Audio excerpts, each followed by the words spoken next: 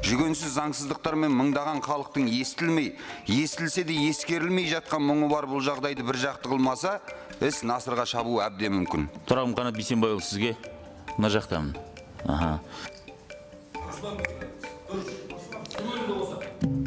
Біздің елде шешілмей жатқан бір мәселе бар. Оны өзіңіз жақсы білуіңіз керек. Бұл мынау утил алым мен первичканың мәселесі, алғашқы тіркеудің мәселесі. Қазір ондаған жүздеген мың қазақстандық осы мәселемен алаңдап, талай жерде бастама көтеріп, мәселенің шешілуін талап етіп жатыр. Біздің бүгінгі тақырыбына ешқандай қатысы жоқ, ең алдымен. Екіншісі, жоқ, мен сізге нақты жауап беремін. Мәжілістің жалпы отырысын ашық деп жариялаймын. 2014 жылғы 29 мамырдағы Еуразиялық экономикалық одақ туралы шартқа Еуразиялық экономикалық одаққа мүше мемлекеттер өнеркәсіп салаларында бірлескен кооперациялық жобаларды іске асырған кезде қаржылай жәрдем көрсету бөлігінде өзгерістер енгізу туралы хаттаманы ратификациялау туралы Қазақстан Республикасы заңының жобасы жөнінде баяндама жасау үшін сөз Қазақстан Республикасы өнеркәсіп және құрылыс министрі Шарлапаев Қанат Бейсенбайұлына беріледі.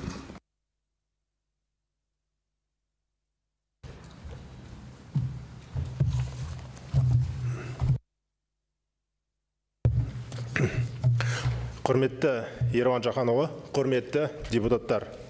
Сіздердің қарауыңызға 2023 жылғы 24 мамырда мүше мемлекеттердің басшылары қол қойған Еуразиялық экономикалық одақ туралы шартқа өзгерістер енгізу жөнінде хаттаманы ратификациялау туралы заң жобасы енгізіліп отыр. Хаттама Еуразиялық экономикалық одақ бюджеті есебінен өнеркәсіп салаларындағы кооперациялық жобаларды қаржыландыру үшін құқықтық негізді қалыптастырады. Құрметті депутаттар, бүгінгі таңда Қазақстаннан басқа барлық Еуразиялық экономикалық одаққа мүше мемлекеттер хаттаманы ратификациялау рәсімін аяқтаған. Заң жобасы теріс әлеуметтік, экономикалық және құқықтық салдарға әкелмейді. Ұсынылып отырған хаттаманы ратификациялауды сұраймыз. Назарларыңызға рахмет. Рахмет, баяндама аяқталды. Құрметті әріптестер, енді сұрақ беру рәсіміне көшеміз. Депутат Баққожаев Ана Сахатұлы. Рахмет, Ерлан Жақанұлы. Менің сұрағым баяндамашыға, құрметті Қанат Бейсенбайұлы. Өткенде экономика комитетінде біз бұны талқылағанбыз, бірақ нақты жауап ала алмадық. Менде екі сұрақ. Сіздерде 26 бағыт бойынша кооперациялық жобалар іске асады дедіңіз. 26 бағыт бар. Ішінде бәрі бар. Ұшақ жасауда, кеме жасауда, бірақ тамақ өндірісі жоқ. Енді ауыл шаруашылығының жаңағы шикізатын 70%-ын жаңағы өңдеп, 70%-ға дейін қайта өңдеуді жеткізу бойынша президенттің тапсырмасы бар. Осыған байланысты неге, бірінші сұрағым менің, неге осы тізімде тамақ өнеркәсібі жоқ? Ол бірінші. Екінші, жеңіл өнеркәсібі деп жазыпсыздар, оның ішінде былғары өндірісі деп жазыпсыздар. Енді жүн бар, жүн қайда қалды? Екінші сұрағым менің осы комитетке байланысты. Қашан бізде жеңіл өнеркәсібі комитеті пайда болады сіздерде? Себебі бұл жеңіл өнеркәсіпті дамытпасақ, біз шикізатты жүнді де терінде біз өңдей алмаймыз өкінішке қарай. Осындай екі сұрақ. Рахмет. Жақсы, сұрағыңызға рахмет. Ол 26 салалардың тізімі, ол Еуразиялық одақтың экономикалық комиссияның бекітілген. Бірақ осы тізімге басқа салаларды қатысуға болашақта болады.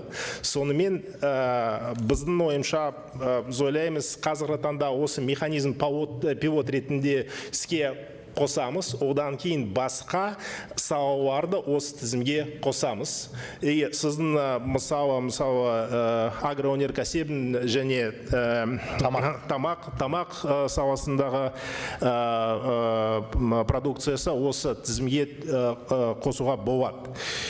Екінші сұрағым бойынша жеңіл өнеркәсібін саласы туралы қазіргі таңда бірнеше өзгерістер үкімет іске қосылып жатыр. Ең басты осы жеңіл өнеркәсібі қолдау үшін гособорон заказда, басқа мемлекеттік закупкада толықтай тек приоритет өзіміздікі отандық кәсіпорындарға береміз. Осыған байланысты уже 2 айдың қорытындысы бойынша жеңіл өнеркәсібінің өсуі көріп жатырмыз. И сенімдеміз осы жылдың аяғында нақты өсу жеңіл өнеркәсібінде көрсетеміз. Рахмет. Депутат Сәрсенғалиев Нартай Аралбайұлы. Рахмет, құрметті Ерлан Жақанұлы. Сұрағым Қанат Бейсенбайұлы сізге. Мына жақтамын.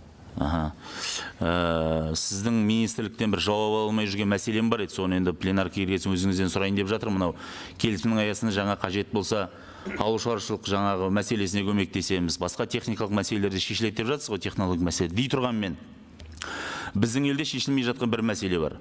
Оны өзіңіз жақсы білуіңіз керек. Бұл мынау утил алым мен первичканың мәселесі, алғашқы тіркеудің мәселесі. Қазір ондаған жүздеген мың қазақстандық осы мәселемен алаңдап, талай жерде бастама көтеріп, мәселенің шешілуін талап етіп жатыр. Бұл жөнінде депутаттық сауал жолданым, кейін бірқатар депутаттармен арнайы дөңгелек үстел өткіздік. Сол жерде Ішкі істер министрлігінің өкілі, Қаржы министрлігінің өкілі, Ауыл шаруашылық министрлігінің өкілі, Экология министрлігінің өкілі, Ұлттық экономика министрлігінің өкілінің барлығы да осы төлемдердің азаюына қарсы емес екенін білдірді. Тек қана осы өнеркәсіп және құрылыс министрлігінің өкілі, сіздің комитет төрағаңыз ғана бұл төлемдер қажет, осы күйінде сақталу керек деп қалды. Одан кейін мен 7 күн мерзім бердік депутаттар болып. Нақты қандай себептермен сақталу керек, нақты себептен тізіп ресми түрде беріңіздер деп. Өткен сейсенбі күні ол уақыт өтті. Сіздің министрліктен бір хат алған жоқпыз. Бір ресми жауап алған жоқпыз. Сондықтан сұрағым келеді. Бұл төлемдердің нақты қазір төмендеуіне неге қарсысыздар? Қандай негіздемелер бар? Неге жауап беруден бас тартып отыр? Және халықпен неге ашық түсіндіретін диалог жүргізілмейді осы мәселелер? Рахмет. Бұл ауыл шаруашылық қарапайым азаматтардың автокөліктеріне де байланысты. Жоқ, осы біздің бүгінгі тақырыбына ешқандай қатысы жоқ, ең алдымен. Екіншісі, жоқ, мен сізге нақты жауап беремін, бірақ мен айтқан бойынша, мынау сіздің сұрағыңыз қазіргі таңда осы күнге тақырыбына ешқандай қатысы жоқ. Сонымен жеке кездесіп сізге жауап береміз. Рахмет. Жеке жауабын беріңіз сонда, депутат. Қосымша баяндама жасау үшін сөз экология мәселелері және табиғат пайдалану комитетінің мүшесі депутат Ким Вера Александровнаға беріледі. Спасибо, уважаемый Ерлан Жаканович, уважаемые коллеги. Протокол о внесении изменений в соглашение между правительством Республики Казахстан и правительством Российской Федерации о сотрудничестве в области транспортировки российской нефти через территорию Республики Казахстан в Китайскую Народную Республику от 24 декабря 2013 года совершен 16 июня 2023 года в городе Санкт-Петербурге. Протокол направлен на уточнение компетентных органов сторон, объемов российской нефти, подлежащей долгосрочной транспортировке, а также направлений транспортировки. Вместе с тем хотелось бы отметить положительные моменты от реализации данного протокола для нашей страны. Первое. Казахстан получает возможность реализовать собственную нефть путем замещения российской нефти. Второе. За транспортировку российской нефти через Казахстан в страну ежегодно поступит 171 миллион долларов США. За 10 лет 1,7 миллиардов долларов США. Третье. Загружаются производственные мощности Павлодарского нефтеперерабатывающего завода. Комитеты Мажилиса парламента представили положительное заключение по данному законопроекту. На основании изложенного Комитет по вопросам экологии и природопользования предлагает принять законопроект Закон Республики Казахстан о ратификации протокола о внесении изменений в соглашение между правительством Республики Казахстан и правительством Российской Федерации о сотрудничестве в области транспортировки российской нефти через территорию Республики Казахстан в Китайскую Народную Республику от 24 декабря 2013 года и направить его в Сенат парламента Республики Казахстан. Прошу поддержать. Құрметті әріптестер, сонымен күн тәртібіндегі барлық мәселелерді қарап болдық. Енді депутаттық сауалдарды жариялауға көшеміз. Сөз депутат Назаров Ардақ Құттықожаұлына беріледі. Рахмет, құрметті Ерлан Жаханұлы. Менің депутаттық сауалым премьер-министрдің орынбасары Тамара Дүйсенова ханымға жолданады. Мемлекет басшысы ұлттық құрылтайда кітапхана мемлекеттің ұлттың жады негізі еліміз үшін құнды тарихи деректер мен материалдардың дені кітапханада сақталады. Сондықтан кітапхана ісін дамытуға бейжай қарауға болмайды деген еді. Әсіресе бір ғасыр бұрын ашылған тарихи кітапханалардың маңызы ерекше. Бұл ретте Қазақстан Республикасы Ғылым және жоғары білім министрлігі, Ғылым комитеті, Ғылым ордасы, Республикалық мемлекеттік кәсіпорны, орталық ғылыми кітапханасының жағдайына тоқталым келіп отыр.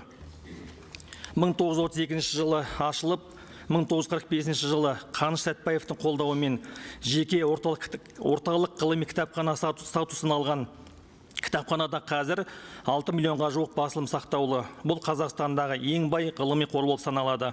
Мұнда қазақтың тарихы, мәдениетіне қатысты ең үлкен қолжазбалар қоры және 130 тілдегі ғылыми басылымдар сақтаулы. Өкінішке қарай мекеме атаулы орталық ғылыми кітапхана деп аталғанымен кітапханалық статусы жоқ. Яғни Ғылым ордасы мемлекеттік кәсіпорын мекемесінің бір бөлімі ғана болып отыр. Жеке кітапхана болып саналмайды. Сондықтан да болар ұлт руханиятының қара шаңырағы аянышты халде. Бүгінгі таңда құнды қолжазбалар жойылудың алдында тұр. Кітапхана қорындағы 12-18 ғасырлар арасын қамтитын құнды мұралар Әл-Фарабидің, Науауидің, Абай Құнанбайұлы, Мәшһүр Жүсіп Көпейұлы, Шоқан Уәлиханов, Мұхтар Әуезов, Әлкей Марқұлан сынды ірі тұлғалардың қолжазбалары, сонымен қатар Абылай ханның хаты, 3 метрлік орама матада жазылған қазақ хандарының шежіресі, 12 ғасырда бұзаудың терісіне жазылған 26 метрлік Тәурат кітабының қолжазбасы, одан бөлек 20 мыңнан аса құнды қолжазбалар сақталған. Олардың көбі кітап болып басылып шықпай тұр. Бірнеше беттен тұратын сауалымды қысқарта келе негізгі мәселеге көшкім келіп отыр. Яғни атылған мәселелерді шешу үшін мынандай нақты ұсыныстарымыз бар. Бірінші, орталық ғылыми кітапханаға жеке кітапхана статусын беру керек. Яғни Ғылым ордасы республикалық мемлекеттік кәсіпорны мекемесінің бір бөлімі ғана емес, дербес кітапханаға айналуы тиіс. Екінші, бір ғасырға жуық уақыттан бері жиналып келе жатқан құнды кітаптар мен мерзімді басылымдарды күтімге алып, сақтау үшін арнайы жабдықтармен қамтамасыз етілуі қажет. Үшіншіден, кітапханаға оқырмандар сұранысын қанағаттандыру үшін жаңа үлгідегі компьютерлер мен көшірме жасайтын аппараттар алынып, оқу залдары кондиционерлермен жабдықталу қажет. Төртінші, өткен жылдары орталық ғылыми кітапхананың кітапқа және мерзімді басылымдарға жазылу үшін бөлінген қаржының қайда кеткенін, қайда жұмсалғанын құзырлы органдар тексеру керек. Сондай-ақ бұдан кейін орталық ғылыми кітапхана қорының жаңа ғылыми басылымдармен толығуын қамтамасыз ету қажет. Бесіншіден, орталық ғылыми кітапхананың қызметкерлерінің жалақысы өте төмен. Осыдан 30 жыл бұрын 305 қызметкер жұмыс істеген болса, қазір таңда олардың саны 32 ғана маман қалып отыр. Сондықтан осының басшылыққа алып, кітапхананың қызметкерлерінің жалақысын өсіру керек болып отыр. Депутат Ардақназар. Рахмет. Сөз депутат Сарым Айдос Амроллаұлына беріледі. Рахмет, құрметті төраға. Наш депутатский запрос адресован премьер-министру Республики Казахстан Бектенову. Уважаемый Олжас Абаевич, на прошлой неделе в подмосковном городе Красногорске Российской Федерации в концертном зале Крокус Сити Холл произошел чудовищный террористический акт с многочисленными жертвами среди ни в чем не повинного мирного населения. Депутаты Мажилиса парламента выражают искренние слова соболезнования семьям погибших и раненых, а также желают скорейшего выздоровления пострадавшим. Мы абсолютно солидарны с главой государства Касым-Жомартом Кемеловичем Токаевым, который сказал, что терроризму не может быть никакого оправдания, и осуждаем этот жестокий преступный акт. Казахстан одним из первых в мире решительно осудил жестокий теракт и выразил солидарность с Россией. Как сказал глава государства на вчерашней встрече с членом Сената США Стивом Дейнсом, в борьбе против терроризма все страны, невзирая на противоречия во взаимных отношениях с друг другом, должны объединить усилия в рамках масштабной международной коалиции. Президент Касым-Жомарт Токаев уже провел оперативное заседание Совбеза, на котором были рассмотрены планы правоохранительных структур и местных органов. Были даны конкретные поручения, направленные на усиление мер по обеспечению безопасности страны и граждан. Уважаемый Олжас Абаевич, мы считаем, что Казахстан должен всемирно изучить и извлечь уроки из происшедшего. Как показывает анализ событий, непосредственно от террористического нападения погибло около трети жертв трагедии, тогда как остальные человеческие потери были связаны с сопутствующим ему пожару и панике, несогласованности действий силовых структур и организаторов мероприятия. Уверены, центральные и местные исполнительные органы страны должны обеспечить безусловное исполнение поручений главы государства, данные на заседании Совбеза. Вместе с тем полагаем возможным обратить ваше внимание на следующие проблемные вопросы. Во-первых, следует уделить внимание на усиление госконтроля по вопросам строительства и обязательной госприемки строящихся культурно-массовых и спортивных сооружений, начиная от используемых в строительстве материалов и заканчивая вопросами обеспечения безопасности граждан и персонала в ходе их эксплуатации. Во-вторых, уже сегодня следует пересмотреть алгоритмы проведения и регламентации культурно-массовых спортивных мероприятий по всей стране, более четко и ясно прописать механизмы взаимодействия их организаторов с силовыми структурами и службами экстренной помощи. Каждый концертный зал, каждое спортивное сооружение в стране должны иметь четкие планы на случай возникновения ЧС.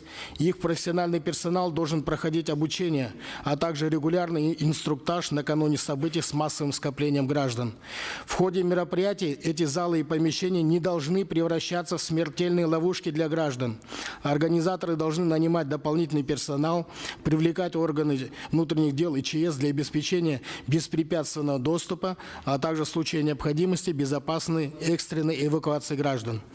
Важно составить детальные графики и провести в подобных залах и сооружениях противопожарные и иные учения, тренировки с персоналом, при необходимости с участием учащихся, школьников и студентов, которым надо прививать соответствующую правовую культуру и навыки обеспечения собственной и общественной безопасности.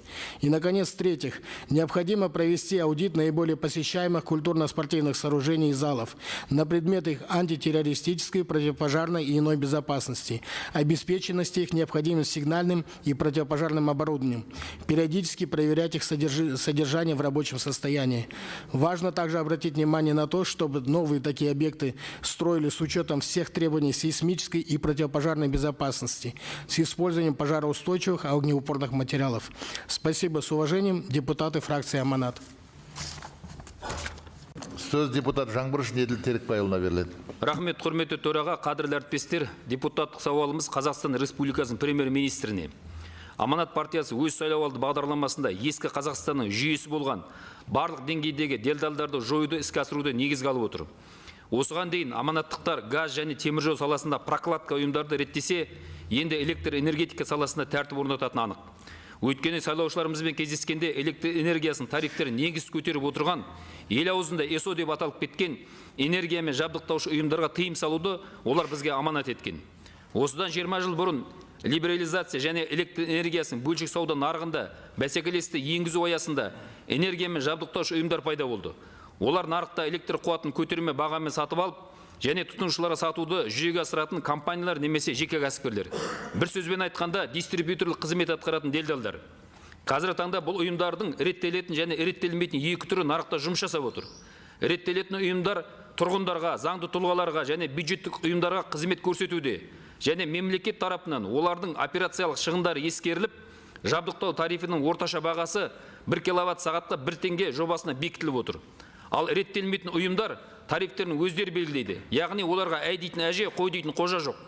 Ұлттық оператор Кегоктың мәліметі бойынша еліміздің тұтынушыларына жіберілетін электр энергияның 18% тарифі реттелмейтін 100 ұйымдар арқылы сатылып отыр.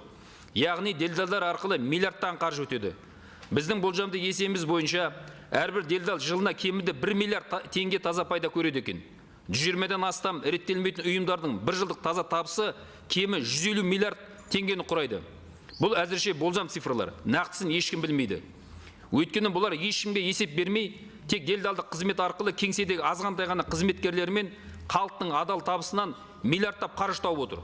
Сорақысы, бұл ұйымдардың бір балансында 1 метр электр желісі, тіпті электр бағаны мен трансформатор жоқ. Бұл не деген батпан құйрық. Егерде бюджеттік ұйымдарды, адал кәсіпкерлерді, ең бастысы халықты сүлікше сорып отырған қанағатсыз делдалдардың қызметі дәл осылай жалғаса беретін болса, бұның түбі қоғамда саяси әлеуметтік шиеленіске әкелуі әбден мүмкін. Себебі, біріншіден делдалдар тарифті негіз көтеруді жалғастыра береді және супер пайда табады. Мысалы, кейбір өңірлерде делдалдардың тарифіндегі таза пайда 1 киловатт сағат үшін 25 теңгеге жеткен. Ал Қазақстанда ең ірі екібастұз бірінші электр станциясының 1 киловатт сағат электр энергиясын өндіру тарифі 8 теңгені ғана құрайды. Делдалдар ештеңе өндірмей-ақ станциялармен салыстырғанда кемі 3 есе пайда көріп отыр. Қынжылтатыны сол таза табыстарынан энергетика саласына бір тиында инвестиция салмаған. Тіпті бірде-бір есептегіш құралды орнатпаған. Тірліктер тек қана қалтаны томпайту, пайда табу. Екіншіден, биылғы жылдың 1 қаңтарынан бастап мемлекеттік сатып алу заңынан реттелетін электр жабдықтаушы ұйымдардың бір көзден келісімшарт жасау нормасы алынып тасталуы себебінен реттелмейтін делдалдар баған демпинг жасап, заңды тұлғалар мен бюджеттік ұйымдарды өздерін тартып ала бастады. Соның салдарынан бюджеттік ұйымдар арқылы субсидияланып отырған тұрғындардың электр тарифі көтерілді, баға өсті. Үшіншіден, делдалдардың артында шетелдік және шетелде тұратын қазақстандық олигархтардың тұрғанын білеміз. Осы ретте солардың таза пайдасы олигополиялық топпен шетелге шығарылып жатқан тағы бар. Оған нақты дәлел өткен жылдың аяғында РТЛ КЗ ақпараттық порталы қазақстандық делдал компанияның көрші елдің энергетика саласына 2,13 миллиард ақш доллары көлемінде инвестиция салатыны жайлы мәліметпен бөлісті. Бұл дегеніміз Қазақстанда тапқан табысты актив ретінде шетелге шығарумен пара-пар. Ал мұндай қаржы иелері тапқан капиталдарын мемлекетке қауіп төндіру бағытында пайдаланбайтыны кім кепіл? Дегенмен, біз мәжілісте олигарх топтардың делдалдық ұйымдарының ашылық қарсылығына қарамастан прокладка ұйымдарды жою бойынша нақты заң нормасын дайындап енгіздік. Делдалдардың артындағы олигархтардың әлеуетін және олардың биліктегі байланыстарын ескере отырып, үкімет тез арада келесі нақты шешімдерді қабылдау қажет. Бірінші, делдал ұйымдарды нарықтан толықтай алып тастау. Екінші, электроэнергетика нарығында делдалдарсыз жаңа құрылымға өту тәртібін әзірлеу. Үшінші, тұтынушылар үшін ашық және әділ тарифтерді қамтамасыз ету және оларды қатаң бақылауға алу. Әріптестер, 2003 жылдың шілдесінде энергетика нарығында арнайы бірыңғай сатып алу моделі енгізіліп, энергиямен жабдықтаушы ұйымдардың қызметі онсыз да мағынасын толығымен жойды. Ендігі кезекте осы мәселені мәжілісте заңмен бекітіп, ал үкімет нақты іске асырушы механизмдер жасақтап орындауы тиіс. Аманат партиясы фракциясының депутаттары Ескендіров Жаңбыршин Бейсенбаев, Жайымбет Мұсабаев, бір мандаттық округтен сайланған депутат Бапи. Сөз депутат Әбден Қарақат Жақсылыққызына беріледі. Сөз кезегін бергеніңізге рахмет, құрметті Ерлан Жақанұлы. Депутаттық сауалым Қазақстан Республикасы премьер-министрі Олжас Бектеновке жолданады. Менің де сауалым Ұлытау облысы туралы. Бұл өңірге іс-сапармен барып, сонда көрген білген біраз мәселе осы мінберде баяндалған еді. Алайда жоспарлануда, қолға алынды деген сияқты жалтарма жауаптар берілді. Нақты шешім жоқ жерде мәселе қордалана береді. Ұлт ұясы деп Ұлытау облысының жаңа құрып, оны қарқынды дамыту керек деген мемлекет басшысының тапсырмасы тұсында жайбасарлыққа салыну жөн болмас. Қызылорда Жезқазған, Қарағанды Жезқазған тас жолдарының жыры таусылмас емес. Жобалық сметалық құжаттамалар бірнеше рет дайындалып, қайта жасалынды. Ал қазір көктем айлары құрылыстың нағыз қызатын әрі қолайлы уақыты. Қызылорда Жезқазған жолының жайы маған бала кезден таныс. Бұл мәселе сол кезде өзектеді. Қарап тұрсаңыз, қанша жыл өтсе де баяғы жартас, сол жартас болып әлі тұр. Мәселен, Жезқазған Қызылорда автомобиль жолы бойынша мердігерлер компаниялардың өтінімдері әлі бағалану стадиясында. Құжаттардың рәсімделуі госэкспертиза мен Қазавтожол арасында әрі бері допша домалап жүр. Ал Жезқазған Қарағанды тас жолына қатысты мердігерлік компанияларды анықтау әлі жоспарланып отырғанға ұқсайды. Демек, нақты іске қашан көшіп, құрылыстың қашан басталатыны белгісіз.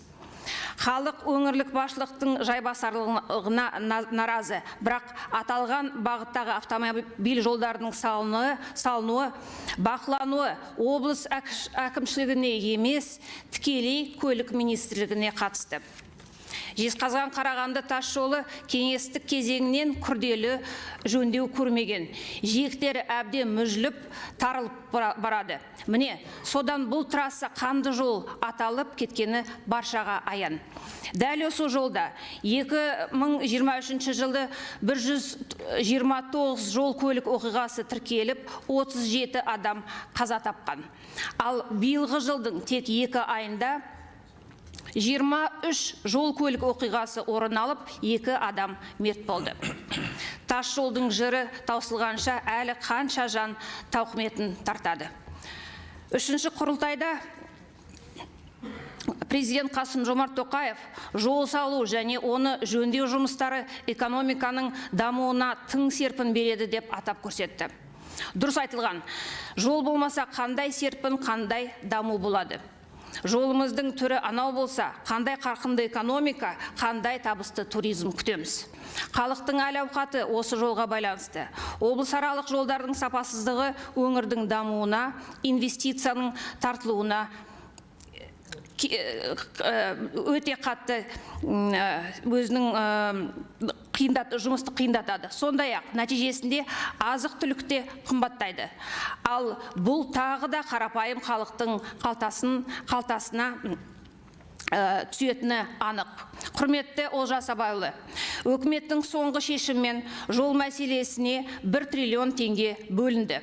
Осы орайда Жезқазған Қызылорда, Жезқазған Қарағанды тас жолдарының салынуы мен жөнделуіне сараптама жасалып, нақтылаған жұмыс жоспарын беруді сұраймыз. Сондай-ақ жұмыс жоспары бойынша істің талап етілуін қадағалап, назарға алуыңызды сұраймын. Құрметпен ауыл фракциясының депутаттары. Сөз депутат Зайытов Ренат Рифхатұлына беріледі. Рахмет, құрметті Ерлан Жақанұлы. Депутаттық сауал Қазақстан Республикасының ішкі істер министрі Ержан Сапарбекұлы Сәденовке және Қазақстан Республикасының сыбайлас жемқорлыққа қарсы іс-қимыл агенттігінің төрағасы Асхат Жұмағалиұлы Жұмағалиге жолданады. Еліміздегі өзекті мәселелердің бірегейі ол тұрғын үй мәселесі екенін жақсы білесіздер. Және де ол бір жақты ғана емес, жан жақты. Проблема барлық аймақта бар, бірақ Астананың жайы ерекше. Үлескерлердің өз баспанасынан айырылып қалуынан бастап, елордада апта сайын бой көтеретін тұрғын үй кешендерінің сын көтермес сапасына дейін. Жүгенсіз заңсыздықтармен мыңдаған халықтың естілмей, естілсе де ескерілмей жатқан мұңы бар бұл жағдайды бір жақты қылмаса, іс насырға шабуы әбден мүмкін.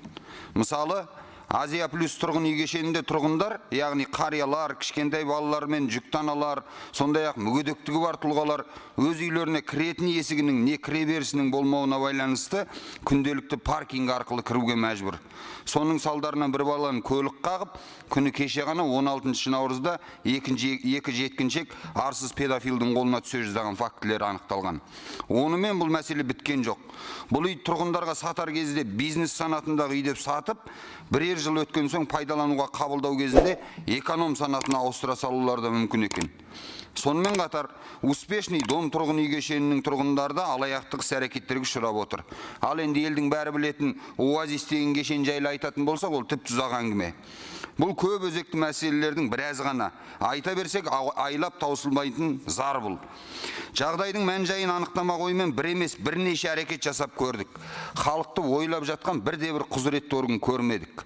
Олар халықты ойлауға емес, халықпен ойнауға машыққандай көрінді өз басыма. Ағымдағы жылдың 20 наурызында парламент қабырғасында өткізген дөңгелек үстелде осы сөзімді растады. Тұрғындар алаяқтық фактісі бойынша арыз жазса да іс қозғалмаған, халықтың пайдасына шешілген сот шешімі орындалмаған, тағы сол сияқтылар. Бір түсініксізі, неге осы біздің заңдар қарапайым халықтың мүддесін қорғауға келгенде қауқарсыз бола қалады. Ал жауапты органдар болса, кінәні бір-бірінен іздеп, әдеттерінше ақсерек, көксерек ойнап отыр. Аузы қисық болса да бай баласы сөйлейтін, көзі қисық болса да көкесі барлар көсем болатын сорлы әдеттен қашан арыламыз? Осыған ұқсас сұрақтар бойынша депутаттық сауал жолдаған әріптестерім депутаттар Дәулет Тұрлыханов пен Дәулет Мұқаевқа берген жауабында премьер-министрдің бірінші орынбасары Скляр мырза үкіметтің бақылауында деген сүйікті сұйық жауабынан аса алмады. Қашқақтап қағаз шығындай бергенше іске көшіңіздер мырзалар. Жоғарыда аталғандарды ескере отырып сіздерден Астана қаласы әкімдігі мен құрылыс саласындағы оларға қарасты басқармалар қызметкерлеріне кешенді тексеру жүргізуді, сәулет және қала құрылыс саласындағы мемлекеттік бақылауды күшейтуді, құжаттарға заңсыз қол қойып, лауазымын пайдаланып, заңды бұзған қызметкерлерге шара қолдануыңызды сұраймын. Құрметпен Аманат фракциясы депутаты Зайытов. Құрметті әріптестер, сонымен депутаттық сауалдарды жариялап болдық. Мәжілістің жалпы отырысын жабық деп жариялаймын. Рахмет, сау болыңыздар.